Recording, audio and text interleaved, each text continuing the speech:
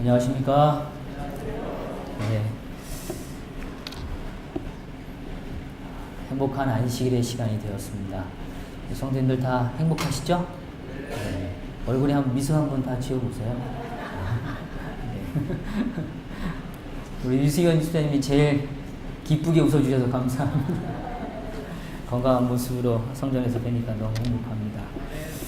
오늘부터 저는 이 한 기 동안에 금요일 시간마다 히브리서를 다시 다루려고 합니다.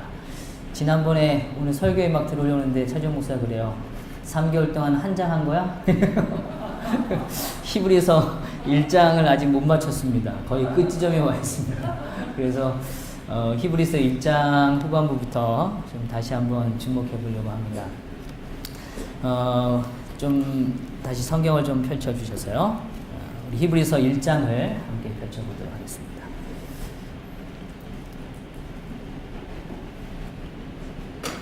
히브리서 1장 1절에 있는 말씀을 제가 다시 한번 읽겠습니다. 1절부터 2절을 제가 읽겠습니다. 옛적의 선지자들을 통하여 여러 부분과 여러 모양으로 우리 조상들에게 말씀하신 하나님이 이 모든 날 마지막에는 아들을 통하여 우리에게 말씀하셨으니 이 아들을 만유의 상속자로 세우시고 또 그로 말미암아 모든 세계를 지으셨느니라. 아멘. 우리가 이 히브리서는 말씀을 드렸지만 특별히 하나님을 잘 아는 백성, 그 히브리 민족에게 사실은 주어진 편지서입니다. 이 말씀은 AD 70년이 있기 전에 약 67년 전으로 예상하고 있습니다. 그때 그들의 히브리 민족을 위하여 구원의 역사를 펼치시기 위해서 하나님께서 특별하게 구별하여 주신 말씀입니다. 그런 의미에서 오늘 이 시대에도 이 히브리서는 굉장한 의미가 있다고 생각되어집니다. 오늘 우리가 이 마지막 시대를 살아가면서 오늘 우리가 하나님을 아는 백성으로 정말 하나님을 아는 것이 진정 무엇인가에 대하여 우리가 생각해 볼 수 있는 귀한 말씀이라고 생각되어집니다.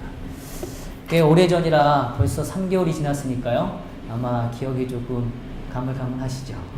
그래서 일단 제가 앞서 살폈던 4시간 동안에 나눴던 내용을 간단하게 좀 먼저 정리해 드리려고 합니다.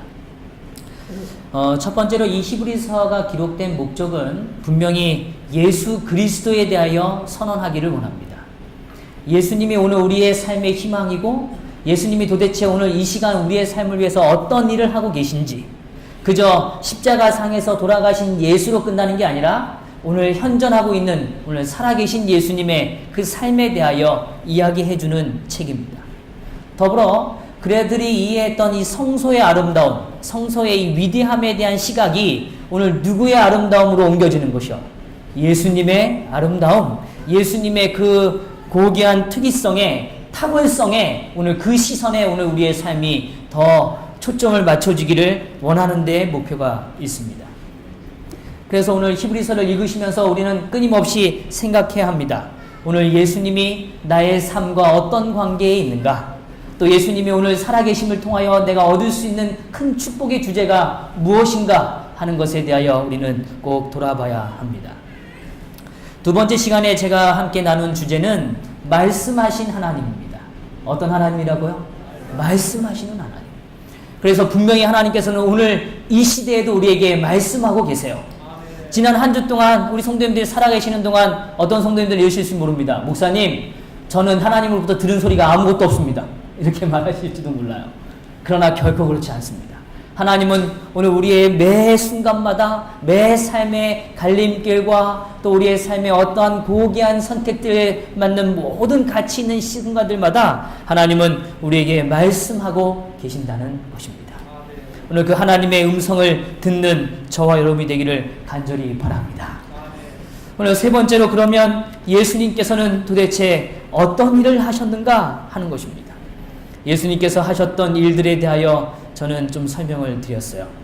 먼저 좀 반복해보면 이 예수님은 7가지의 사역을 우리 앞에 명확하게 설명해 주셨습니다. 첫 번째는 만유의 상속자라고 설명을 드렸습니다. 오늘 이 땅의 모든 것의 상속자가 되시는 분이 누구시라고요? 예수 그리스도라고 말씀을 드렸습니다. 그분은 더불어 창조주라고 이야기 드렸습니다. 오늘 우리를 뭐 하신 분이세요? 창조하신 분이세요. 그래서 하나님이 우리를 창조하셨지만 하나님이라는 이 엘로힘이라는 단어의 창세기는 세 분을 같이 포함하고 있는 것입니다.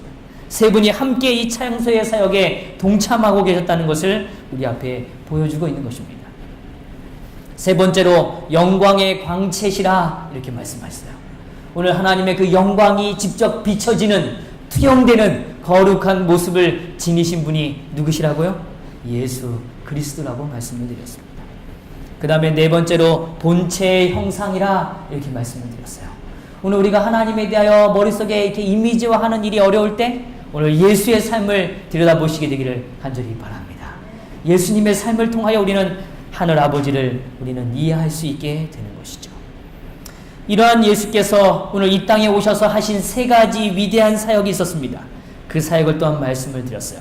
첫 번째는 말씀으로 만물을 붙드셨다라고 말씀드렸어요. 말씀으로 만물을 뭐 하시고 계신다고요? 붙드셨다. 오늘 이 시간도, 오늘 우리의 삶에 오늘 이 순간도 하나님이 여전히 우리의 삶을 붙들고 계심을 꼭 기억하게 되기를 간절히 바랍니다. 그런 상황에서 오늘 우리의 삶이 우리의 힘으로 서 있는 게 아니라 누구의 힘으로요? 예수님의 그 공급하시는 힘으로 오늘 우리가 여기에 있는 것이죠. 두 번째는 죄를 정결하게 하는 일을 하셨다라고 말씀을 드렸습니다. 죄를 뭐하게 하는 일요? 정결하게 하시는 일요. 지난 한 주 동안 오늘 우리는 죄를 고백했는지 모르겠어요. 오늘 예수님은 우리의 삶의 순간순간마다 일어나는 우리의 죄된 모습을 하나님은 감춰내시길 원하세요. 씻어내시길 원하시는 것입니다. 오늘 그 예수님을 꼭 만나시기를 바랍니다. 세 번째는 우편에 앉으셨다라고 이야기합니다. 그분의 통치권입니다. 그분이 왕으로서 오늘 우리의 삶에 계시다는 것을 우리는 이해하였습니다. 이렇게 예수님의 삶에 대하여 오늘 우리는 자세히 살펴보았어요. 그리고 네 번째 시간으로 오늘 우리가 더 주목했던 주제는 무엇인가 하면 천사와 예수님의 관계를 우리가 살펴보았습니다. 그 당시에 말씀드렸지만 그 당시에 많은 사람들은 천사에 대한 이 소위 로망, 천사의 임재에 대한 간구, 천사가 실제로 그들의 삶에 나타나기를 기다렸던 사람들이에요. 정말 믿었단 말이죠. 우리 성도님들은 어떠세요? 제가 그 시간에도 반복을 드렸지만 천사가 오늘 우리의 삶에 나타나길 원하시나요? 정말 원하세요? 근데 표정이 이렇게가 아니라 약간 이렇게 동그라미를 그리시는 느낌이세요. 분명히 천사가 우리의 삶에 임합니다. 제가 이거는 다음 시간에 좀 더 자세히 설명드릴 겁니다. 천사가 분명히 우리 삶에 뭐 한다고요? 임하세요. 그래서 그건 구약의 이야기만으로 끝나는 게 아니라 오늘 이 시대에도 오늘 우리의 삶에도 천사는 여전히 우리의 삶에 역사하고 계십니다. 오늘 이걸 꼭 믿게 되기를 정말 바라요. 제가 어렸을 때요, 우리 초등부 이렇게 가르치는 우리 선생님들이 그랬어요. 인식아, 너 나쁜 데 가면 천사는 그 안에 뭐 하지 못해? 따라가지 못한다. 밖에서 울고 있어. 이렇게 얘기해 줬어요. 항상 제 삶에 항상 천사가 이렇게 좋은 천사? 그 다음에 뭐 어떤 천사요? 사단을 추종하는 천사? 항상 공존하죠. 각 시대 대쟁투에서도 오늘 이 시대의 마지막 시대를 가리키면서 이 천사의 영의 임재에 대하여 매우 중요하게 강조했습니다. 그 부분에 대해서 또 우리가 분명히 이해해야 할 필요가 있다고 생각되어집니다. 지난 시간에 제가 말씀드렸던 이 천사와 예수님에 대한 비교 속에 오늘 예수님은 천사보다도 훨씬 더 탁월한 분이시라는 것을 이 사도 바울은 아주 강조해서 우리에게 이야기해 줍니다. 천사는 분명 아름다운 존재입니다. 아름다운 이름이 가지고 있어요. 그러나 오늘 예수님께서는 오직 거룩한 이름, 오늘 우리의 삶을 회복하시는 예수 그리스도, 죄로부터 구원하시는 역사의 이름을 가지고 계신다고 이야기를 드렸습니다. 오늘 우리의 삶이 천사에 대한 경외심, 존경심을 가질 수 있어요. 그러나 오늘 성경은 말합니다. 천사들도 누구에 대하여 경배한다고요? 예수님에 대하여 경배한다. 그래서 오늘 우리의 삶의 경배의 대상은 오직 누구밖에요? 예수님밖에요. 오직 하나님밖에는 우리의 삶의 경배의 대상이 없음을 우리는 꼭 이해한다고 살폈습니다. 세 번째로 아들의 본성과 천사의 본성을 대조해 주셨습니다. 아들의 본성은 변함이 없어요. 여전히 동일하신 하나님이십니다.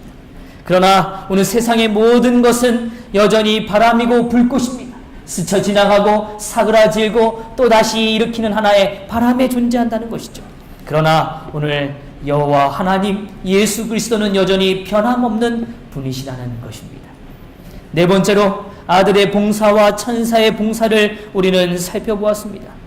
오늘 천사도 우리의 삶을 돕기 위하여 오늘 우리의 삶에 다가오는 분이죠.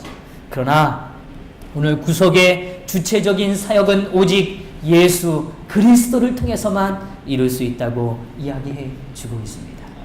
오늘 여기까지를 통해서 오늘 우리는 예수 그리스도가 천사보다도 위대하시고 오늘 우리의 삶에 여전히 변함없는 아름다운 존재로 우리에게 기억되기를 성경은 원하고 있는 것입니다. 오늘 이 전제를 가지고 저는 이제 히브리서 2장 1절에서 4절의 말씀을 오늘 좀 주목해 보려고 합니다. 히브리서 2장 1절에서 4절의 말씀입니다. 제가 읽도록 하겠습니다. 그러므로 우리는 들은 것에 더욱 유념함으로 우리가 흘러 떠내려가지 않도록 함이 마땅하니라. 천사들을 통하여 하신 말씀이 견고하게 되어 모든 범죄함과 순종하지 아니함이 공정한 보응을 받았거든. 우리가 이같이 큰 구원을 등한히 여기면 어찌 그 보응을 피하리요.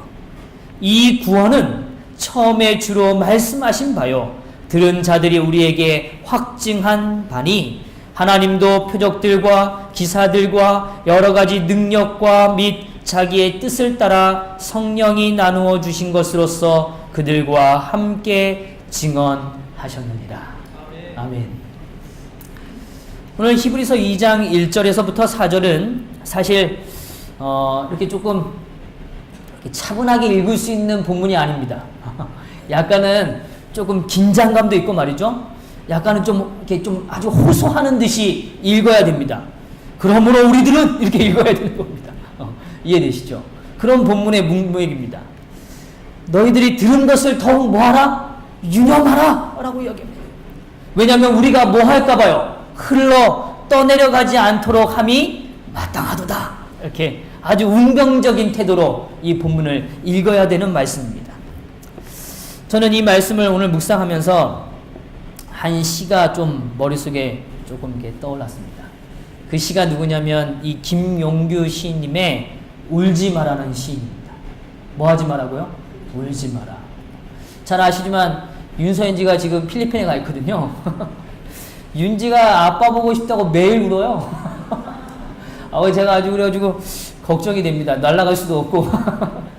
근데 제가 이 시를 보니까 이렇게 말합니다. 한두 번 넘어졌다고 해서 울 일이 아니다. 가지 하나 잃었다고 눈물 짓는 나무는 없다. 길이 멀다 하여 울 일이 아니다. 연어는 수만리 강물을 거슬러 안식에 이른다. 오르막이 가파르다 하여 울 일이 아니다. 수목은 수백 년 음지를 견뎌 천년을 산다. 더러 진흙탕길 위에 있을지라도 울 일이 아니다. 수련은 그곳에서도 고운 꽃을 피운다. 내년 내 꽃이 아직 피지 않았다 해도 울 일이 아니다. 2000년을 기다려 꽃을 피운 오가연 꽃도 있지 않는가. 울지 마라. 부러지고 꺾어진 자리에도 새살이 돋고 떨어져 흙이 되는 것도 있어야 그 삶이 더 푸르다. 그래야 삶이 더 뭐하다고요? 푸르다. 제가 왜 오늘 이 본문을 이야기하냐면 오늘 이 한 시를 나눈 이유는 사실 그리스도인으로 살아가면서 우리는 너무 자주 넘어진다는 것입니다. 우리 성도님도 그러시죠? 또 이런 경우 있잖아요. 하루가 지났는데 저녁이 되면 하나님께 감사로 이렇게 좀 삶을 마감하면 참 좋겠는데 저녁에 이렇게 조용한 시간을 딱 가지는데 마음에 이렇게 후회가 밀려들 때가 있잖아요. 내가 오늘 왜 그랬지? 그때 그 말을 왜 했을까? 내가 오늘 왜 하나님과 닮지 않은 내 삶을 간직했지? 라고 우리의 삶에 이렇게 후회가 밀려들 때가 있잖아요. 마치 오늘 우리의 삶이 그리스도인이라고 믿고 또 예수님을 따라가길 원하지만 여전히 뭐 할 때가 있어요. 실망스럽고 실패하고 절망스럽게 느껴질 때가 있다는 것입니다. 그런데 오늘 성경은 이야기해 줍니다. 오늘 우리의 삶이 물론 그러한 아픔과 슬픔 속에 있지만 오늘 우리의 삶이 더 아름다울 수 있는 비결을 우리 앞에 제시해 주고 있는 것입니다. 그래서 오늘 히브리서가 갖고 있는 문학적 구조가 있습니다. 오늘 이 구조를 조금 더 이해하시면 좋겠어요. 이 히브리서는 단순히 그냥 우리에게 교훈을 나열한 그런 방식이 아니라 하나의 매우 중요한 주제를 살펴줍니다. 예를 들면 오늘 이 히브리서 1장에서 우리가 배운 누구에 대한 주제예요? 예수 그리스도. 그분이 오늘 아들이시다. 그분이 오늘 우리의 삶의 창조주시다.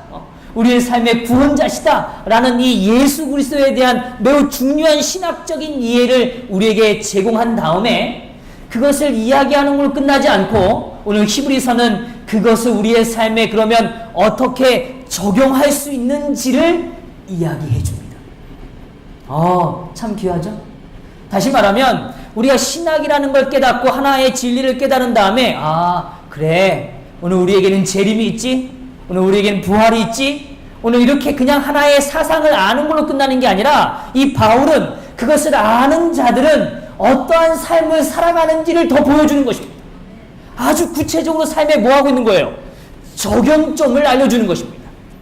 그런데 오늘 사도 바울은 그 적용점을 알려줄 때요, 아까도 말씀드렸지만 좀 이렇게 부드럽게 알려준 게 아니라 조금은 강하게 알려줍니다. 아주 단호하게 알려줘요. 너희가 이렇지 않으면 이렇게 아주 단호하게 알려줍니다.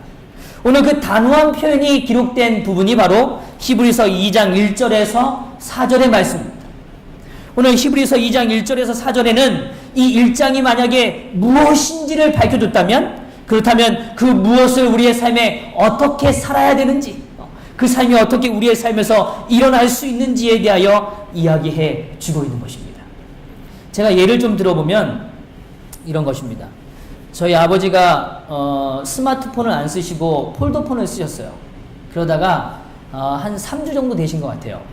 스마트폰을 이제 좀 원하셨어요. 그래서 제가 아버지 화면 큰 걸 원하세요? 작은 걸 원하세요? 그랬더니 한참 고민하시더니 큰 게 좋겠다. 그래서 제가 요즘 나오는 핸드폰 중에 제일 화면 큰 걸로요. 그걸 이렇게 딱 준비해서 드렸어요. 그런데 이 핸드폰을 드리면서 제가 이렇게 설명드렸어요. 아버지 근데 이 핸드폰은요, 은행 업무도 가능하고 문서 작업도 가능하고 그 다음에 노트도 가능하고 일정 작업도 가능하고 영상 촬영도 가능하고 사진 전송도 가능해요. 그러면서 제가 한참을 설명드렸더니 아버지가 한 말씀 하세요. 그래 알았다. 이 알았다는 얘기는 거의 체념에 가까운 얘기예요. 그냥 알았다. 이랬어요. 그리고 나서는 제가 좀 시간이 지났어요. 그리고 나고 저를 이제 한 몇 주가 지났는데 다시 만났는데 아버지가 저한테 이러세요. 인식아, 내가 오늘 이걸 배웠잖니? 그러면서 이렇게 하나 배우신 거, 그걸 저한테 이렇게 보여주세요. 근데 그걸로 너무 행복해 하세요. 근데 제가 보기에는 여전히 그 핸드폰이 쓸 수 있는 기능이 만약에 10가지라면 그 중에 하나, 2개, 제가 볼 땐 그 금액에 비해서 너무 사시는 기능을 조금 쓰시는 거예요. 그런데도 불구하고 저희 아버지는 그 하나를 쓰는 게 뭐예요? 너무너무 행복하세요. 너무너무 행복하세요. 최근에는 저랑 어떤 일을 하셨냐면 사진을 주고받으셨어요. 그게 너무 별거 아니죠? 우리 성도님들에겐요. 근데 그 사진을 주고받은 다음에 얼마나 기뻐하시는지 몰라요. 저희 아버지 핸드폰에 제가 가지고 있던 사진을 딱 전송해드리니까 그걸 보시면서 너무너무 좋아하세요. 그런데도 불구하고 제가 보기에는 뭐 하지 않아요? 여전히 성이 차지 않아요. 그 핸드폰의 기능에 비해서요. 그런데 하나님이 오시기엔 오늘 우리의 삶에 그런 것 같아요. 사실 성경은 오늘 우리에게 거대하고 위대한 진리들을 설명해줘요. 그런데 그 진리를 우리의 것으로 삼는 일에는 10분의 1도 아닌 정말 작은 부분을 우리의 삶의 이 부분으로 취하고 있단 말이죠. 오늘 그런 의미에서 저는 이 히브리서를 연구하는 좀 방식을 좀 제안을 드리려고 해요. 그 방식은 무엇인가 하면 오늘 하나님이 허락하시는 그 말씀을 그대로 누구의 것으로요? 나의 것으로. 누구의 것으로요?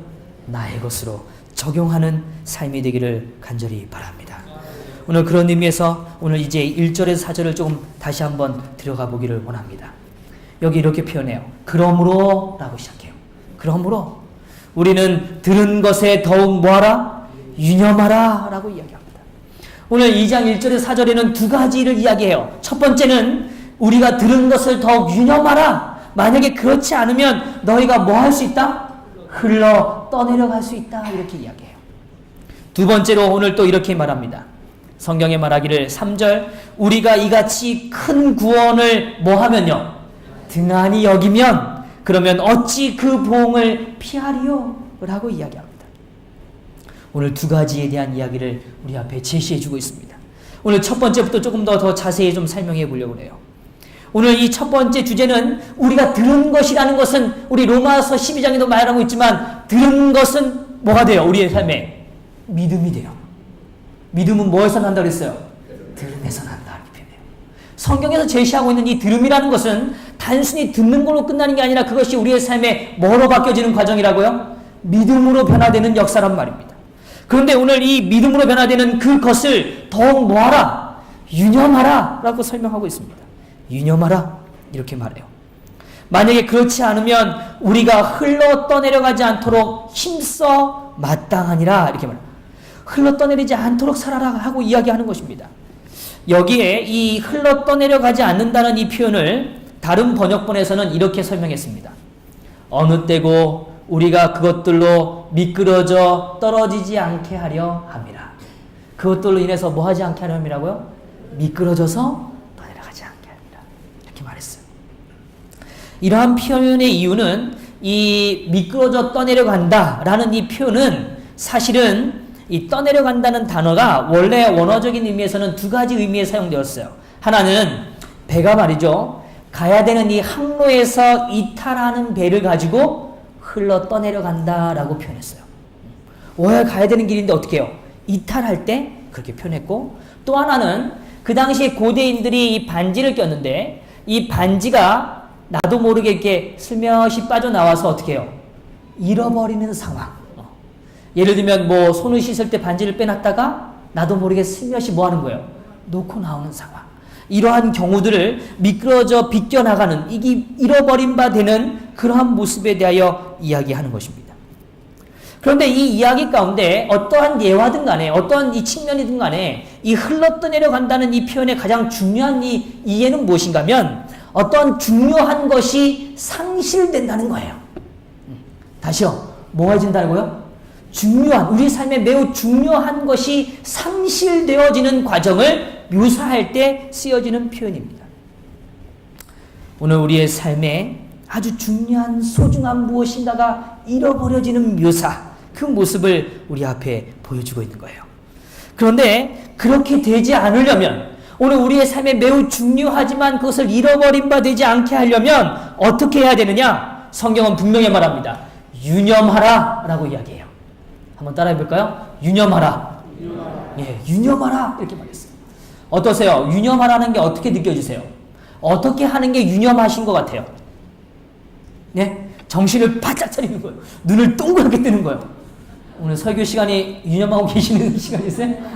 눈을 바짝 뜨는 거. 또 어떻게 생각하세요? 유념한다는 게 어떤 경우를 의미하시는 것 같아요? 네. 마음에 계속 생각하는 거예요. 예. 간직하는 거예요. 예. 예, 썩지 않게. 예. 감사합니다. 마음의 소금.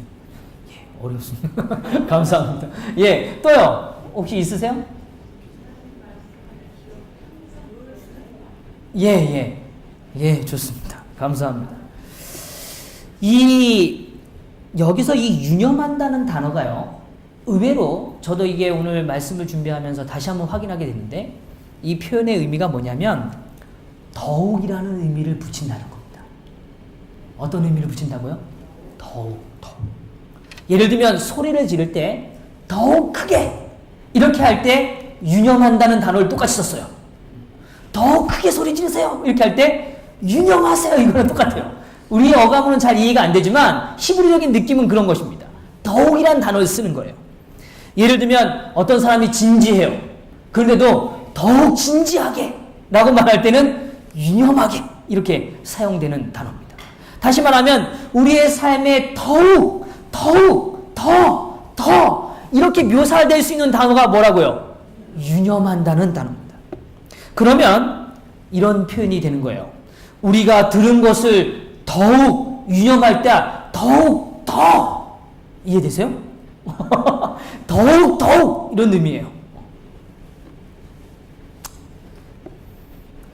오늘 이 부분에 대해서 이렇게 말합니다. 빌립보서 1장 4절엔 이 동일한 단어가 사용되었는데 형제 중 다수가 나의 매임을 인하여 주 안에서 신뢰함으로 겁없이 하나님의 말씀을 더욱 담대히 말하게 되었느니라.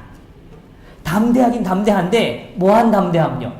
더욱 담대한 그 모습을 묘사할 때 유념한다 라는 단어를 의미하는 거예요. 다시 말하면 이 더욱이란 단어는요, 멈춰있는 상황이 아닙니다. 어느 한정된 분량을 이야기하는 게 아닙니다. 끊임없이 뭐예요? 끊임없이 더 커져가는 것을 전제하는 것입니다. 제가 군대 갔을 때 군대가 요즘 좀 이슈가 돼서 이런 예화가 적절할지 모르겠습니다만 제가 훈련 받을 때 이 조교분들이 늘 하는 패턴이 있어요. 뭐 이렇게 군가를 부르면 꼭 하는 말이, 그 군가를 부를 때 한 번도 빠지지 않은 말이 있어요. 자, 목소리는 이렇게 낮게 깔라요. 우리는 이제 열심히 부르는데 목소리, 자, 더 크게 부릅니다. 이렇게 얘기해요. 목소리는 되게 작고 아주 차분하게 얘기하는데 내용은 이거예요. 더 크게 부릅니다. 이거예요. 제가 지금 더 절절하게 표현을 못해서 그런데 사실 좀 거칠어요. 근데 하여튼 내용은 그거예요. 더 뭐 하라는 거예요? 소리치라는 거예요. 더 악을 씁니다. 쉽게 말하면 악을 더 쓰게 만들어요. 그래서 나중에는 그 소위 군가를 부르고 나면 목소리가 어떻게 돼요? 완전히 쉴 정도로 소리를 질러요.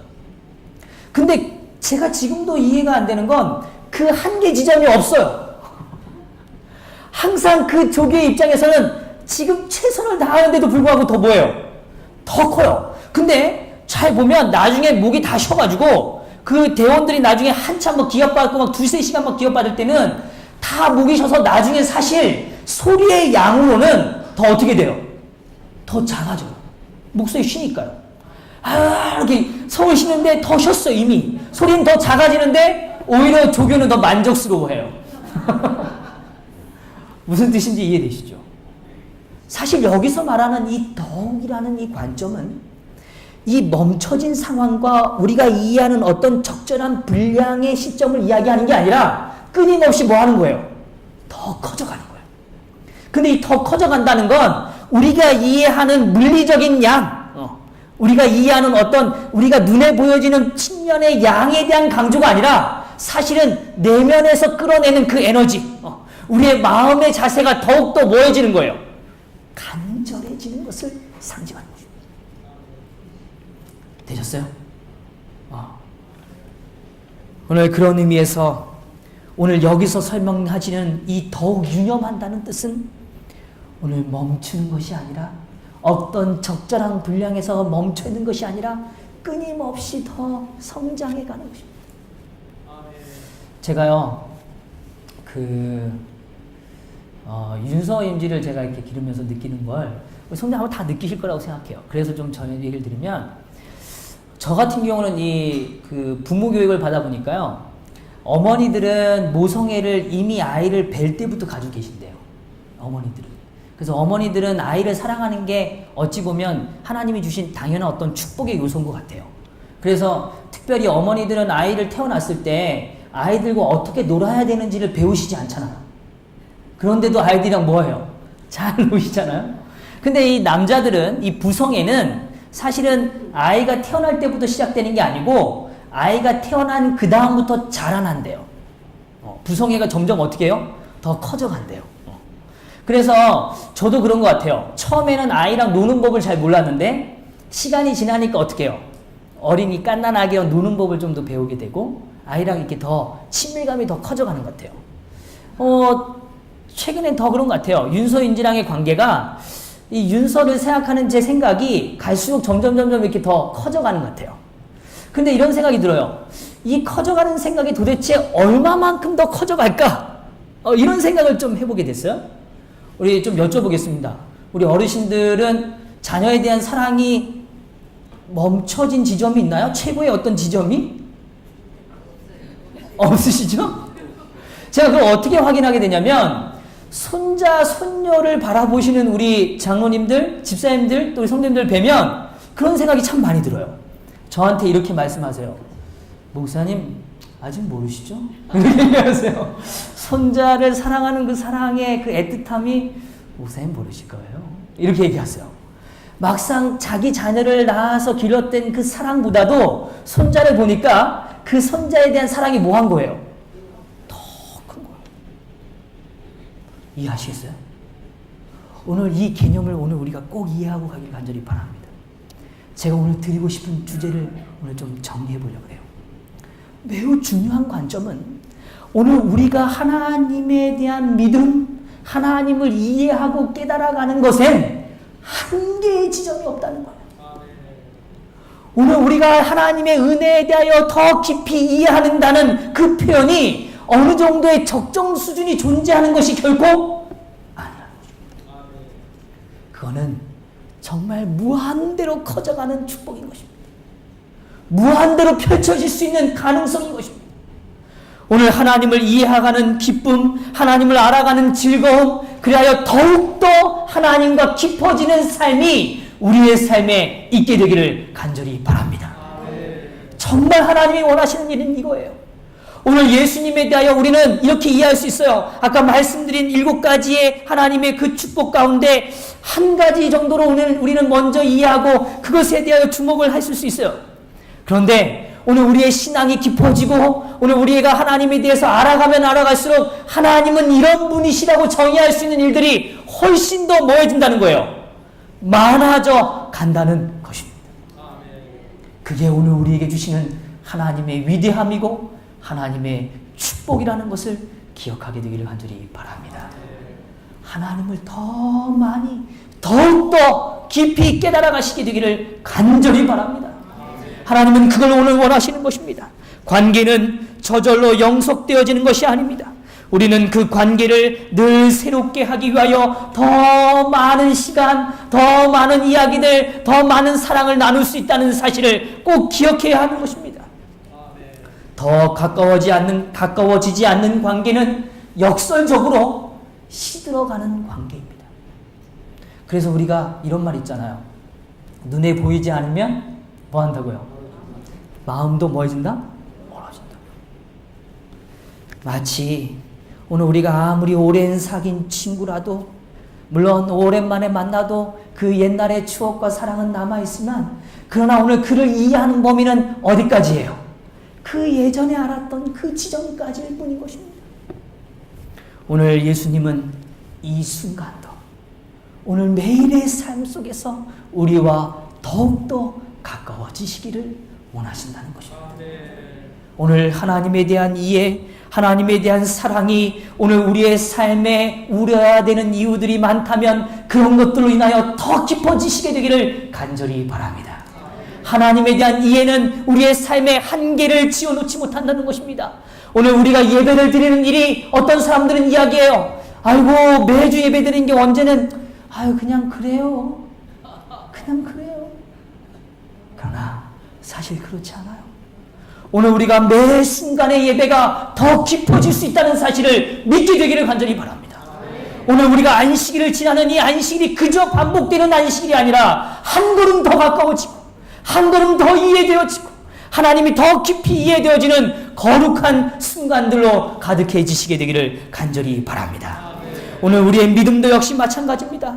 예수님께서 우리에게 가져다 주신 그 구원이 오늘 우리의 삶에 더 분명하게 더 확실하게 이해되어지는 거룩한 안식일이 되기를 간절히 바랍니다. 하나님은 그것을 오늘 우리에게 표현하고 함께 나누기를 원하신다는 것입니다. 오늘 우리의 삶이 세상에 의하여 흘러 떠내려가지 않으려면 오늘 우리의 삶이 하나님과 더 가까워지는 것밖에는 우리의 삶에 비결이 없는 것입니다. 오늘 우리의 삶에 뭐가 없다고요? 중립지대요. 그저 멈춰진 순간, 내가 알고 있는 지점, 이게 아니라 오늘 우리는 여전히 하나님 안에서 더 성장할 것인가? 아니면 나도 모르는 사이에 어떻게 해요? 흘러 떠내려갈 수 있다는 사실을 우리는 이해해야 한다는 것입니다. 오늘 성경은 오늘 이 사실과 더불어서 오늘 우리에게 조금 더 명확한 사실을 이야기해 줍니다. 그 본문이 바로 여기 이 3절에 표현되어진 말씀입니다. 우리가 이같이 큰 구원을 뭐하면요? 등한히 여기면 이라고 표현하고 있습니다. 어찌 그 보응을 피하리요? 라고 이야기합니다. 등한히 여기면 이라고 표현해요. 이 등한히 여긴다도 아까 더욱더라는 얘기와 사실은 연결된 이야기입니다. 다시 말하면 이 등한히 여긴다는 의미는 관심을 두지 않는다라는 뜻이에요. 우리 한국적 의미가 잘 이해되시죠? 뭐 하지 않는다고요? 관심을 두지 않는다는 뜻입니다. 소홀히 한다는 뜻입니다. 그 의미가 바로 오늘 여기 있는 표현이에요. 그런데 무엇을 소홀히 하는가? 성경은 분명히 말합니다. 큰 구원을 뭐 한다고요? 소홀히 여긴다라고 표현해요. 큰 구원이라고 이야기합니다. 우리 성도님들에게는 큰 구원이 있으세요? 내 삶에 하나님의 큰 구원이 있습니다. 이렇게 말씀하실 수 있으시나요? 우리 다 같이 아멘 했으면 좋겠어요. 있으시죠? 아멘. 예. 분명히 있으리라고 생각합니다. 근데 성경에 보면 사실 그 큰 구원을 받았음에도 불구하고 실패하는 사람들이 있어요. 그 대표적인 인물이 누구냐면 이 롯의 아내입니다. 잘 아시죠? 이 롯의 아내가 사실은 소돔과 고모라에서 그 천사들이 나타나서 그를 어떻게 해요? 친히 데리고 말이죠. 그렇게 헐레벌떡 그 성에서 빠져나옵니다. 사실은 이미 삶의 방향이 어디로 왔어요? 이제 새로운 방향으로 오늘 구원의 길로 이미 접어든 것입니다. 그런데 접어들었음에도 불구하고 그의 마음이 여전히 어디에 남아있어요? 소돔과 고모라에. 그래서 그가 그거에 대한 미련을 도저히 버리지 못하고 분명히 천사가 뭐라 그랬어요? 돌아보면 안 돼요. 절대 돌아보면 안 돼요.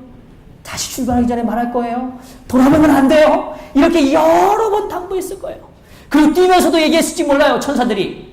절대 뒤돌아보면 안 돼요. 앞만 보세요. 아마 다급하게 했을지도 몰라요.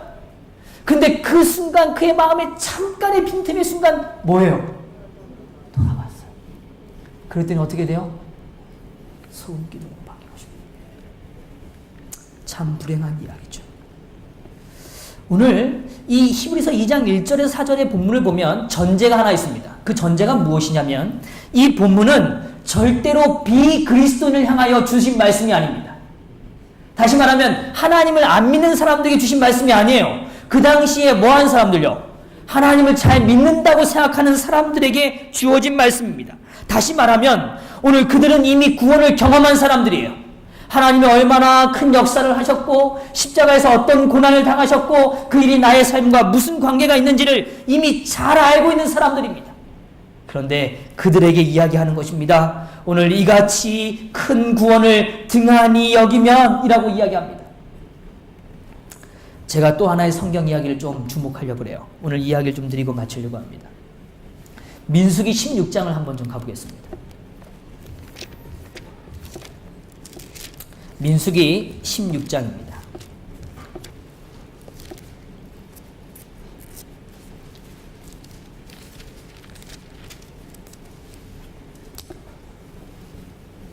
민수기 16장 1절과 2절을 제가 읽겠습니다. 레위의 증손 고핫의 손자 이스할의 아들 고라와 루벤 자손 엘리압의 아들 다단과 아비람과 벨렛의 아들 온이 당을 짓고 이스라엘 자손 총회에서 택함을 받은 자 곧 회중 가운데서 뭐한 사람요? 이름 있는 지휘관 250명과 함께 일어나서 모세를 뭐 했다 그래요? 거스렸다 이렇게 표현. 이거 진짜 우리 잘 한번 생각해 보세요. 지금 여기 등장하는 이 고라와 다단과 아비람 이 세 명은 사실 그 당시에 굉장히 능력 있는 사람입니다. 소위 말해서 아주 파워풀한 사람이에요. 영향력 있는 사람들이에요. 근데 이 사람들이 뭘 지었다고 얘기해요? 당을 지었다고 이렇게 표현해요. 무리를 지은 것입니다. 이 무리를 짓고 난 다음에 그들이 어떤 일을 했냐면 이스라엘 총회에서 택함을 받은 자들 곧 회중 가운데서 어떤 사람요?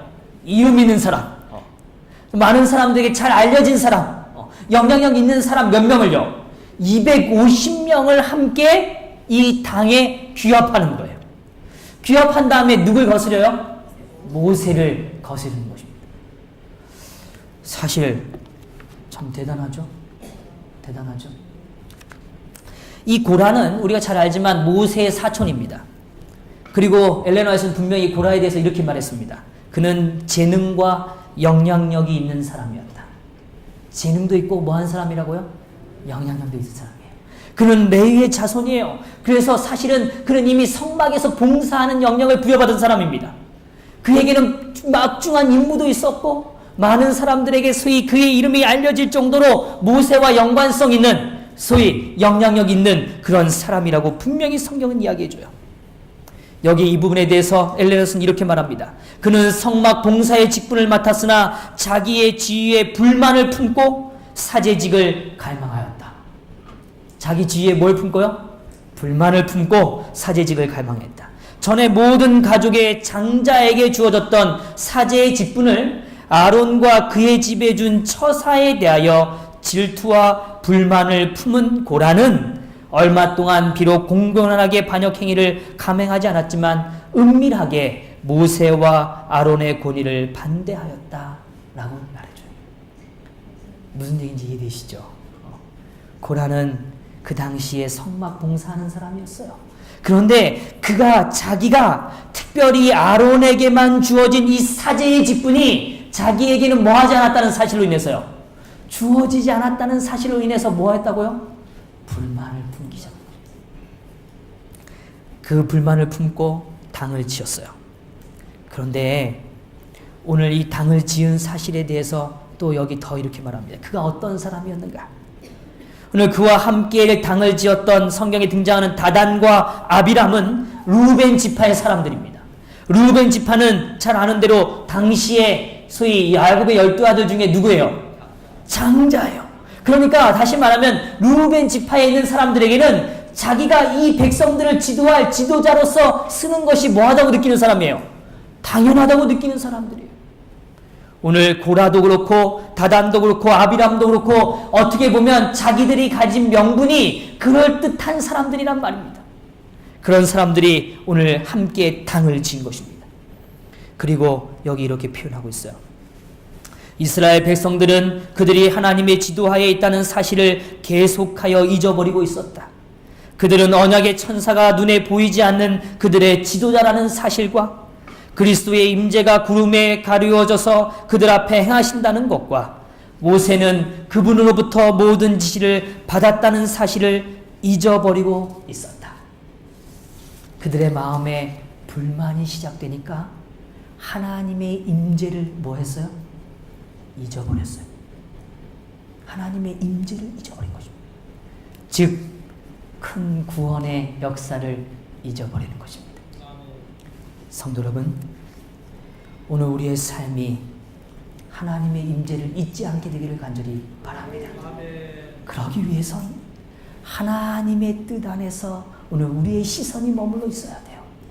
그 하나님의 시선이 머물러 있다는 일은 무엇인가? 여기 더 이렇게 말합니다.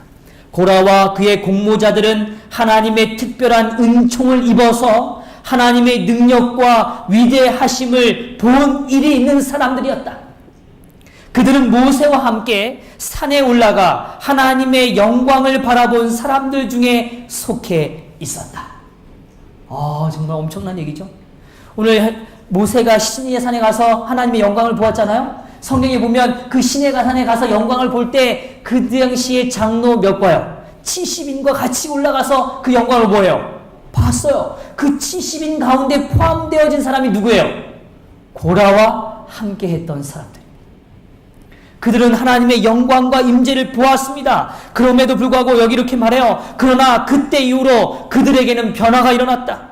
마음속에 품은 유혹이 처음에는 별것 아니었으나 격려를 받았을 때 강화해져서 마침내 그들의 마음이 사단의 지배를 받게 되었고 불만을 선동하는 일에 감행하게 되었다.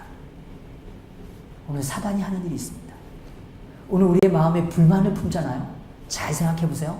불만을 품으면 사단은 그거에 대하여 아주 빠르게 맞장구를 쳐줍니다. 그래서 불만을 가진 사람과 같이 만나게 해줘요. 사단은 역시 위대한 만남의 역사예요. 그래서 내 마음에 불만이 살며시 들면 그 불만과 연결된 사람을 꼭 만나게 해줘요. 그리고 서로 텔레파시가 통해요. 뭐에 대한 내용이요? 불만에 대한 내용. 그리고 그 불만이 서로 뭐예요? 격려받았다라고 표현해요. 엘렌 화이트 뭐라고 표현한다고요? 격려받았다고. 성도 여러분, 오늘 우리는 오직 큰 구원으로 서로를 격려하게 되기를 간절히 바랍니다. 오직 큰 구원에만 더 집중하게 되기를 간절히 바랍니다.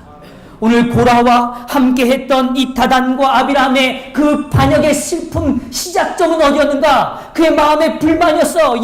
오늘 우리의 마음에 불만이 일어날 수도 있습니다. 오늘 그것이 오늘 우리의 죄를 완성하는 단계는 아니에요. 그러나 오늘 그 불만이 뭐 할 때요? 격려받을 때요.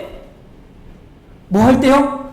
격려받을 때 그 불만은 우리의 삶의 죄로 더 커져간다는 사실을 기억하시게 되기를 간절히 바랍니다. 오늘 이 말은 다시 역설적으로는 오늘 이와 똑같아요. 오늘 우리의 마음에 큰 구원에 대한 기쁨이 시작될 때 여전히 하나님은 그 기쁨을 나눌 형제도 주십니다. 오늘 큰 기쁨이 격려받고 오늘 큰 기쁨에 대하여 더 유념해 갈 때 오늘 우리의 구원은 더 선명해짐을 우리가 잊지 말아야 되는 것을 기억하십시다. 오늘 우리가 해야 할 일이 있습니다. 오늘 여기 이렇게 표현되었어요. 그들이 넌지시 한 말을 어떻게 한 말요? 넌지시 한 말. 그 말을 너무나 잘 받아들였기 때문에 그들은 한 걸음 더 담대하게 나가고 마침내 자신들이 하나님을 위한 열심으로 그 일을 하고 있다고 참으로 믿게 되었다. 그 일을 정말 어떻게 됐다고요? 진짜 하나님을 위해서 하는 일로 믿었다는 거예요. 넌지시한 말이라고 엘렌 말씀을 얘기합니다. 성도 여러분, 오늘 두 가지를 꼭 기억하십시다. 우리는 들은 것에 더욱 유념해야 합니다. 오늘 들은 것을 더 깊이 이해하고 더 깨달아지기 위하여 더욱더 하나님께 나아가십시다. 오늘 들은 것은 오늘 1장에 표현되어진 것처럼 오늘 하나님의 아들이신 예수 그리스도가 오늘 우리를 위하여 여전히 일하고 계시는 그 하나님의 고귀한 아름다움의 사역들입니다. 오늘 우리의 삶을 지탱하시고 우리의 죄를 해결하시고 그리고 오늘 여전히 우리의 삶의 통치자로서 역사하시는 하나님을 만나십시다. 오늘 그 일에 더 가까이 가는 저와 여러분 되길 간절히 바랍니다. 더불어 오늘 이러한 일을 통하여 우리에게 삶에 허락되어지시는 큰 구원들을 오늘 우리의 삶에 더 깊이 묵상하는 삶이 되시기를 간절히 바랍니다. 그리하여 등한히 여기지 않는 인생, 오늘 우리의 마음에 불편함과 불만이 등한시되어지는 인생, 그리하여 오늘 거룩함의 격려의 인생, 오늘 우리의 공동체가 거룩함을 더 격려하는 인생이 되시게 되기를 간절히 바랍니다. 오늘 우리의 마음속에 오늘 우리의 갈등이 일어날지 몰라요. 그런데 오늘 우리는 선한 일에 대하여 격려하십시다. 그리고 선한 일을 통하여 다시 힘을 내십시다. 그러므로 하나님 앞에서 쓰임받는 저와 여러분이 되시기를 간절히 바라면서 말씀을 마치겠습니다.